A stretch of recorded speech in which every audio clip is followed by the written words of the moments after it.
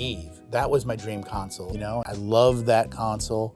I still love that console. That's a console that like you just run stuff through it and it sounds great. But I mean, at the end, we poured a lot of money into that console, and those consoles are like vintage Ferraris. You take your vintage Ferrari out for a weekend drive and it's in the shop on Monday, you know?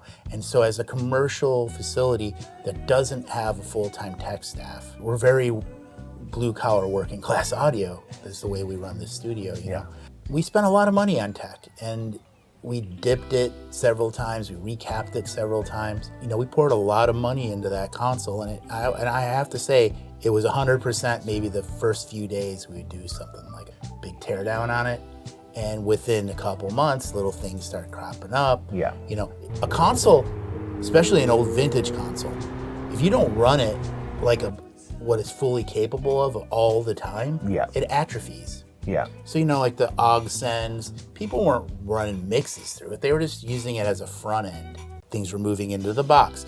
People are just stemming out through the console, maybe everything at Unity, and not really running the board the way it was run in 1975. I mean, frankly, and I mean, it's no secret, but all those old Neves of that era, the switches, they're finally needing to be fully reswitched. So when we put a pencil to it, it was like, it's over $100,000 in switching. And the fact that they don't really make the parts anymore, so you either have to find a treasure trove of parts, or you gotta have it 3D printed and modified for a new switch. I love the console. You know, I swore I would drive a Honda Civic the rest of my life if I could just own an 8068. That's my Ferrari, you know?